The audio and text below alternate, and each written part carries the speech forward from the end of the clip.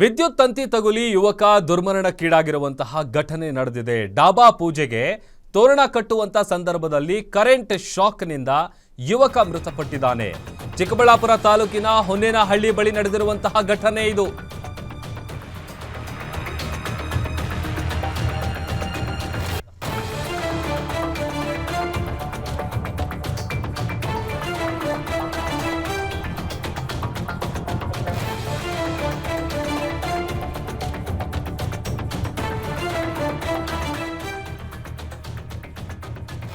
ವಿದ್ಯುತ್ ತಂತಿ ತಗುಲಿ ಯುವಕ ಸಾವನ್ನಪ್ಪಿದ್ದಾನೆ. ಡಾಬಾ ಪೂಜೆಗೆ ತೋರಣ ಕಟ್ಟುವ ವೇಳೆ ಕರೆಂಟ್ ಶಾಕ್ನಿಂದಾಗಿ ಯುವಕ ಮೃತಪಟ್ಟಿದ್ದಾನೆ. ಚಿಕ್ಕಬಳ್ಳಾಪುರ ತಾಲೂಕಿನ ಹೊನ್ನೇನಹಳ್ಳಿ ಬಳಿ ನಡೆದಿರುವಂತಹ ಘಟನೆ ಇದು.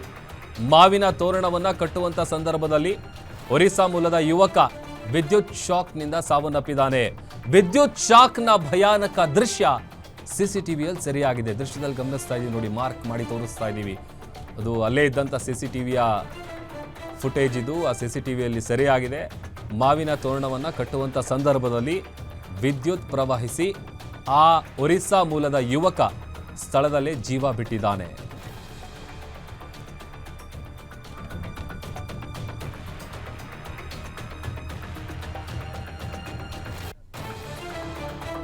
ಡಾಬಾ ಪೂಜೆ ಇರುತ್ತೆ ಅಂತೇಳಿ ಅಲ್ಲಿ ಆತ ಕೆಲಸ ಮಾಡ್ತಾ ಇದ್ದ. ಅದೇ ಡಾಬಾದಲ್ಲಿ ಕೆಲಸ ಮಾಡ್ತಾ ಇದ್ದಂಥ ಯುವಕ ಆತ, ಒರಿಸ್ಸಾ ಮೂಲದ ವ್ಯಕ್ತಿ ಆತ.